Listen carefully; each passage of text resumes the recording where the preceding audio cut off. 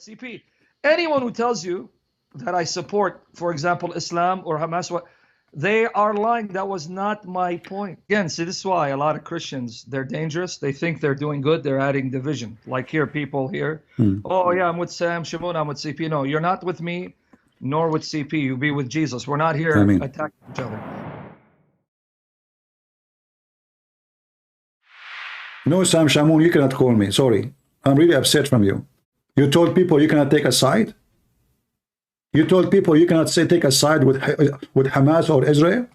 Suddenly now you love Hamas? I cannot believe that you said that, Sam Shamoun. Let us open Skype and take a call from Sam Shamoun. Maybe he can clear what's been said.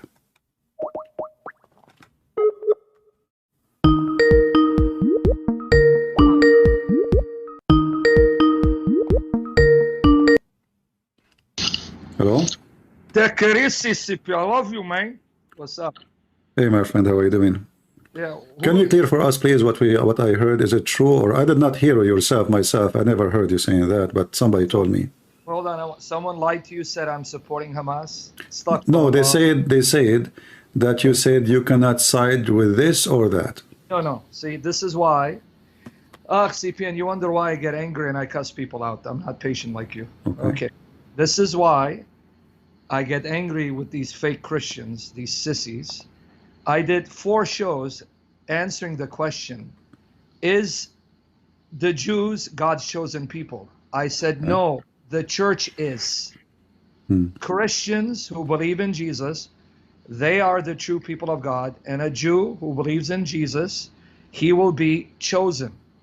I said Israel has the right to exist. And Hamas is from the pit of hell. All right. But we do not say Israel, the nation, is the chosen people of God. Because Jesus said, they reject me, the kingdom will be taken away from them. So now a true Israelite, according to Jesus, is one who believes in Jesus, whether Jew or Gentile. That's what I said. Yeah, but in Israel now we have a lot of Christians, right? The Israeli Christians. Yeah, and what I was telling them is, and those are, at the same time, the Israeli today, regardless of what they believe, the Israeli is the Israeli, and we should, let us say a person is an atheist. Yes. This land is for whom? What do you think? Yeah, of course. I said Israel has the right to exist in the land, and then I said in my broadcast, if you listen, I said, okay, Muslims, give Iraq back to the Assyrians. If you're complaining that supposedly Israel came and is the occupier, give Syria back to the Christians. Give Iraq back to the Assyrians. Give Egypt back to the Coptics if you're complaining. So this is why these Christian Zionists, they killed me. They got upset when I said the church is the chosen people of God. The church.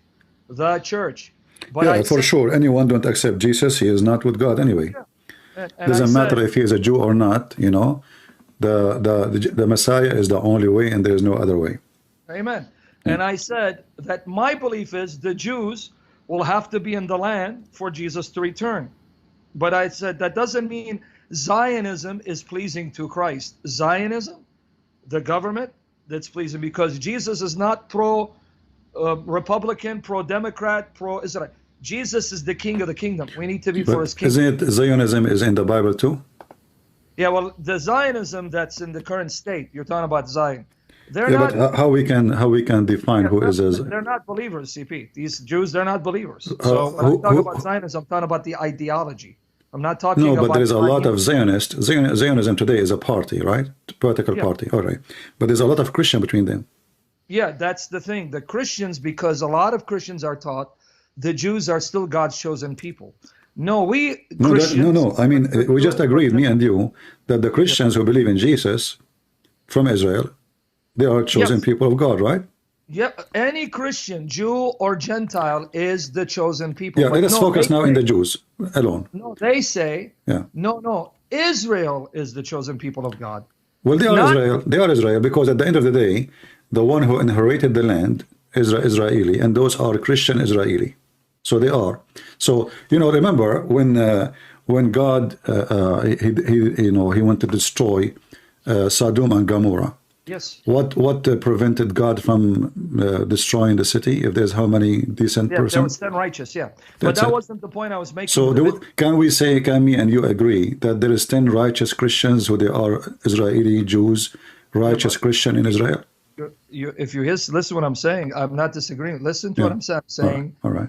The believer in Jesus, he's the true Jew, whether Jew or Gentile. So it has nothing to do with what they're saying. They're saying, no, Israel, the Jews, they are God's original chosen people. I'm saying, no, now in Jesus, Jesus says, if you believe in me, you are the true son of Abraham. That has nothing to do with the state, Israel. I never said Israel doesn't have a right to be there, or it's not God's plan, or we should be for the Palestinians. They're lying to you. The argument was different. Someone was. Well, the person who I spoke to is a decent person, but maybe got you wrong, because English is their second language. Can you come on my channel and watch the session, see if I contradicted myself? I told them in Romans 2:28-29, Romans 2:28-29, Matthew 21:37 and 45, Galatians 4:21-31, Galatians 3:26-29. Paul says the true Jew is the one who believes in Jesus. So if you're Jew or Gentile, if you believe in Jesus, you are the seed of Abraham. So the church is God's people. And I said God is not done with the Jews, because I even quoted Romans 11:28-29, where he says, for the sake of Abraham, Isaac, and Jacob, he's not going to wipe out the Jews like he did Sodom and Gomorrah. He will not wipe them out because of his love for Abraham, Isaac, and Jacob. That's in Romans 11:28-29. So if the liars were honest, because Christians, we are condemned if we lie and bear false witness. Sam, what do you think about the covenant, which is in Genesis, that your land is from the Nile River to Euphrates? Yes, okay. Now, you're talking about the covenant made with the descendants of Israel. Now, Jesus comes and says, true Jerusalem is heavenly Jerusalem, our mother, Galatians 4:26. Hebrews 12:22-24, the Jerusalem above heaven, that's the true Jerusalem, and it's going to come down. The Jerusalem on earth, now that Jesus is rejected, read it, it's not me. Jesus is rejected. In Revelation 11:8, it's called Sodom and Egypt. It says, where our Lord was crucified, Sodom and Egypt. Then Jesus says, if you go to John 4:20-24, when he says to the Samaritan, it's not in Jerusalem nor on this mountain where you worship God, but you worship God in spirit and truth, because Jesus says, you reject me, your house will be left desolate. So I have no problem with earthly Jerusalem belonging to the Jews. That's not the point. That wasn't the point I'm making. Yeah, but the covenant is about earthly promise. And then Jesus said, this earthly Jerusalem, I'm done with it. It's but still, the land promised in the covenant with Abraham to the Jews. So we don't want to mix between the end of the time and the promise of those who believe in Jesus, where they will be in the heavenly Jerusalem. No, that's not my point. If you're listening, CP, brother, just listen a little bit. I know you want to argue and debate. Jesus said, because you reject me, I leave your house desolate. Matthew 23:37-39, Luke 19:41-44. So the earthly Jerusalem, it's for the Jews.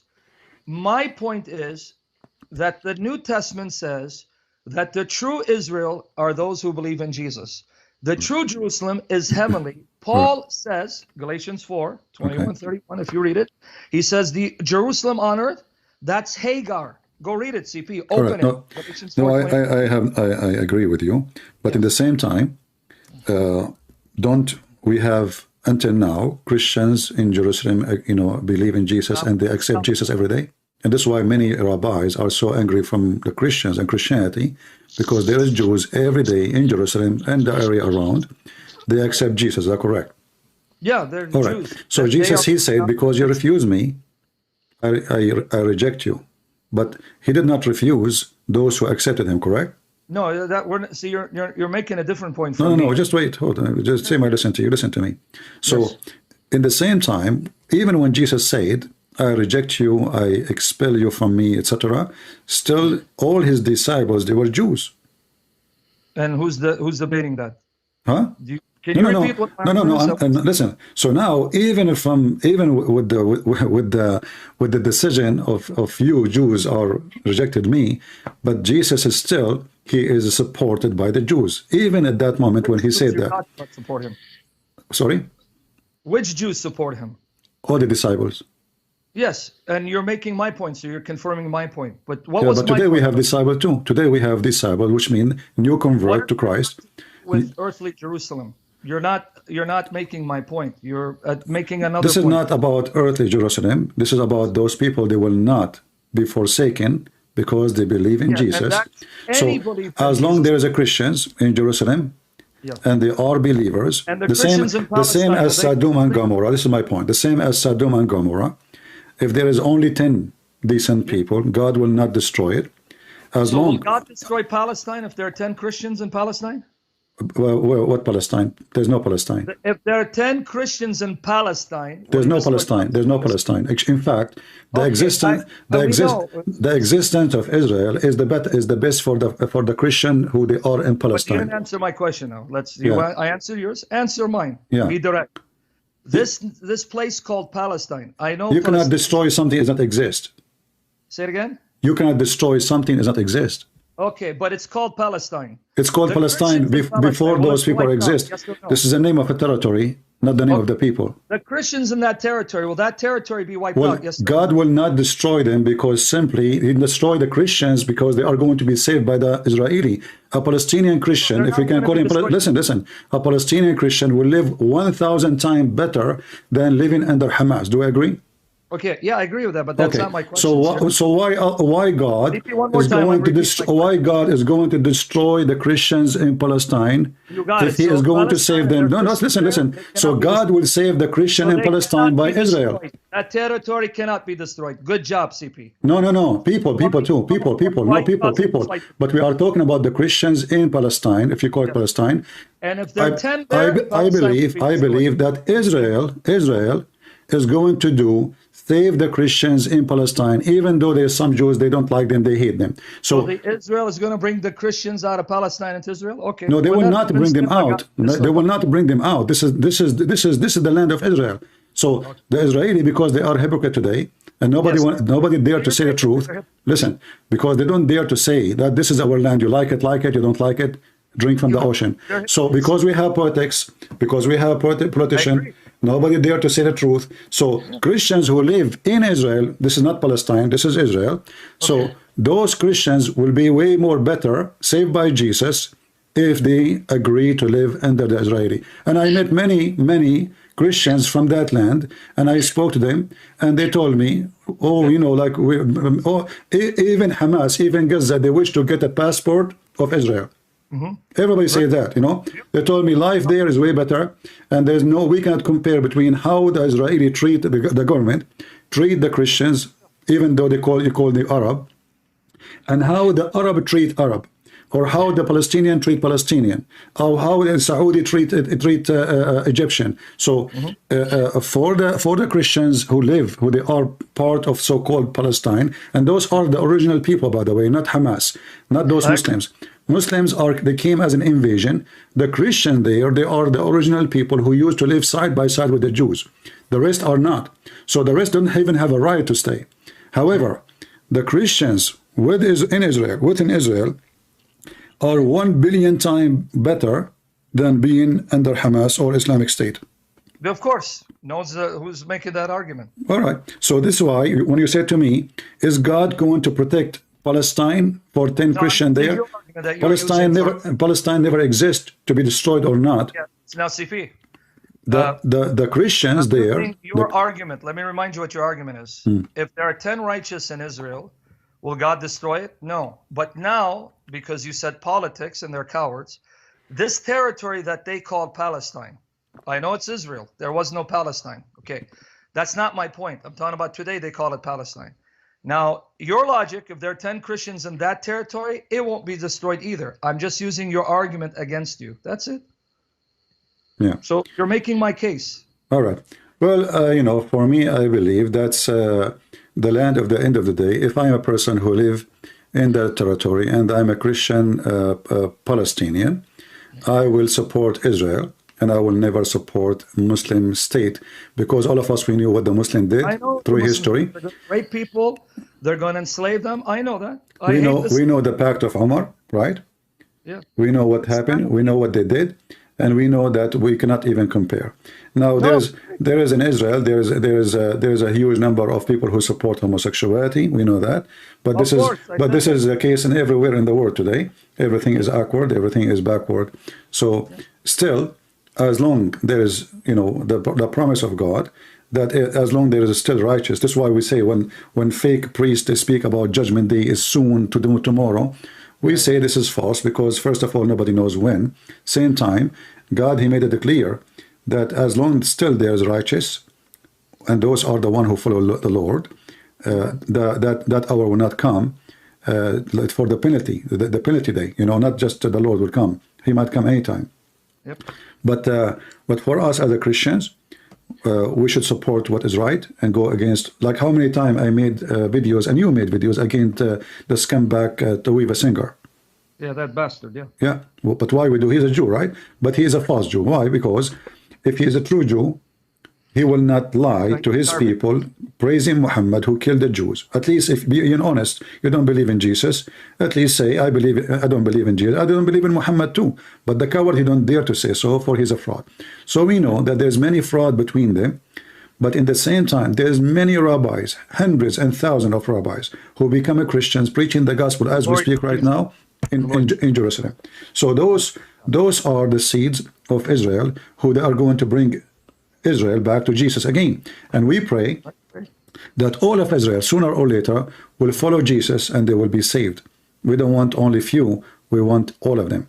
Exactly. That was the heart of Paul. And one thing I didn't call in for this one, but because they were lying about me, I mentioned the passage the guy tried to quote against you. This again, see, this is why a lot of Christians, they're dangerous. They think they're doing good. They're adding division. Like here, people here, oh yeah, I'm with Sam, Shamoun, I'm with CP. No, you're not with me, nor with CP. You be with Jesus. We're not here attacking each other. This guy who quoted to you Matthew 26, 50, 54, this guy's got to be, I'm sorry, CP, I'm not as patient as you. Pray for me. You're older, more mature than me. Maybe you're older, maybe I'm older, I don't know. The dummy, when he says, Jesus said, put your sword. If you read CP, it proves your point. Here, let me, and you answered it beautifully, but I just want to add this point. This is why he killed me. When he quoted Matthew 26, 50, 54, and we know from John 18, it was Peter. Peter took the sword.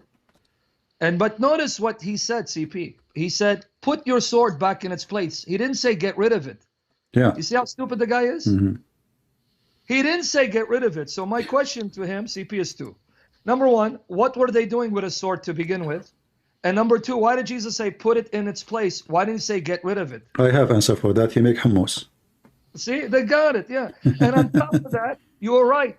When Jesus said, go buy a sword, CP, Luke 22:38, when they said we have two, he said that's sufficient. When he said that is enough, in Luke 22:38, it means that is sufficient. You have what you need to protect yourself.